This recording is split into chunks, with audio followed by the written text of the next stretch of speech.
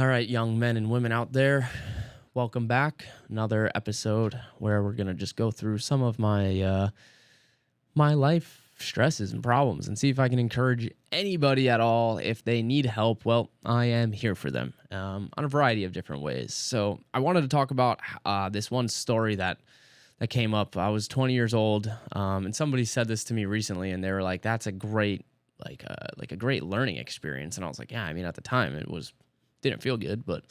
So I was about 20 years old, and I was like in and out of jobs. I was in the automotive field, and I was like just doing like odd end jobs, and I didn't have any work, and I was basically just being like a bum. I was basically just home most of the days, whatever.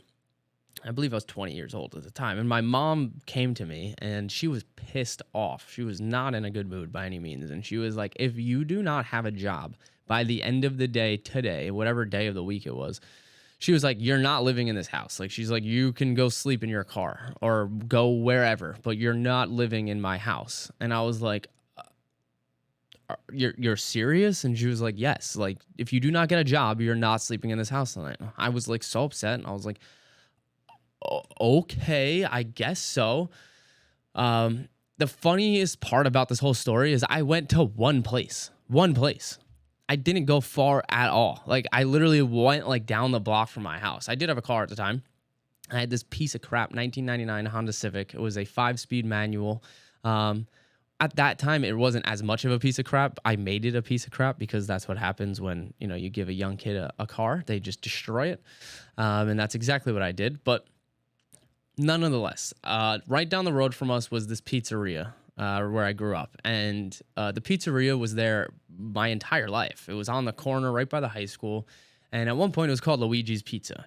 And at this moment in time in my life, for whatever reason, Luigi's Pizza failed and closed. And the landlord of the strip mall bought the business from them or whatever and decided to put his own pizzeria in there. And I believe the name was Pepe's Pizza, or yeah, I think it was Pepe's Pizza.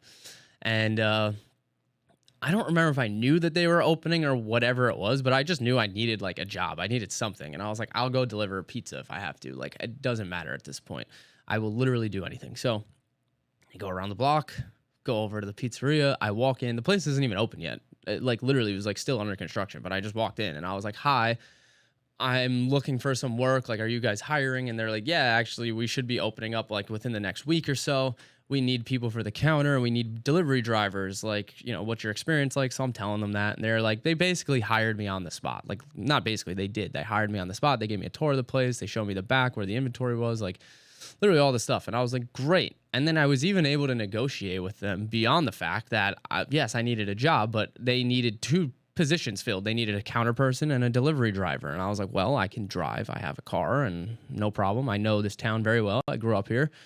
And second off, I'm really good at talking with people. I've just had a couple different jobs that help this out. I've been around people and I've done other things. I've worked in different industries. So of course I can help somebody at a counter. So I think they paid me at the time, it was like $14 an hour plus tips, which was killer. Like, I was like, heck yeah, like this is awesome. Like, I'm getting good money here. Not good money, but like decent money for a pizzeria, and like plus the tips. So some nights I make some pretty good money. But I remember going back home that day and telling my mom that I found the job, and like how she just kind of like instantly was off my case, like, which was great. But it's the resilience factor that, I mean, one, I didn't have to go very far, so that's nice. But my point in this sentence is like, if we wake up every single day and we kind of treat it like something negative is going to happen if we don't do these things, right? Like, we're not going to have our house to sleep in. We have to sleep in our car, or something bad could potentially happen if I don't do this thing. If we woke up every day with that mentality, would our life be better? And would the hard things be as hard when they actually came, right? Like, if we forced ourselves to be doing something a little bit more difficult, as far as, I'm going to wake up today, I'm going to do a meditation, I'm going to stretch, I'm going to work out, I'm going to get to work, I'm going to do, this task first for an hour, I'm going to do this task, and like regiment yourself and be serious about it, intentional in the things that you're doing. Okay, even let's say you have a regular 9 to 5 and you just want to better your life. Like, okay, at the end of the day, I'm going to make sure I make a healthy meal. I'm going to make sure that I spend some time with my wife or my girlfriend, or I do something for me, go for a walk, go to the beach, go to the park, Maybe it is play video games, and that's fine if that is what it is. Obviously, just don't do too much of these things that can lead to more negativity. You know what I mean? Working out is great, but if you work out too much and you're finding yourself in the gym, 7 days a week for like 3 hours, like you're probably missing out on other things. Now, mind you, if you're a personal trainer, good for you. That means you're doing your job. But if you're just a regular guy and you're super, super passionate about working out, I get it, but also we have to bring our priorities. Like too much of anything is not good, right? And keep that in perspective. So the whole point of my story, though, overall, is that work every day with that like hanging in the back of your head of like something potentially is on the line here. So I'm going to make sure and work hard to ensure that, I don't have to worry about these things happening. The same thing goes, somebody asked me yesterday, do you have to worry about paying your grocery bill anymore? And the answer is no, I don't. Do I wake up every day like, oh my God, I can't pay? No, but like it's not about the grocery bill anymore. It's way bigger than that, right? So like your goals will grow as you grow, right? Like at first it might be like, I need to make 10 cold calls every day. And it's like, great, okay, cool. But then you do that for a year straight and you're crushing it. And maybe you're like, okay, like maybe you don't want to make the cold call. So you hire somebody to do it, or you decide I don't want to do 10 phone calls a day. I want to do less, because I've worked hard at this point and I've done it for the past few years and grown the business to this point. Wow.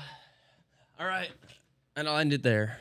And I just want to tell everybody, go kill it. Try your best. Never stop believing in yourself, and you'll do amazing. Cheers. Have a wonderful day. Thank you for joining me on this episode of the Tilo. Nah, I'm just kidding. Like Tom the Foss. I don't even know what I'm calling it. Check out some of my other episodes. Like, subscribe, and please share this with a friend, family member, somebody who you think could get something out of this, because that's what I want to do. Help people. So thanks. Thank you for being you.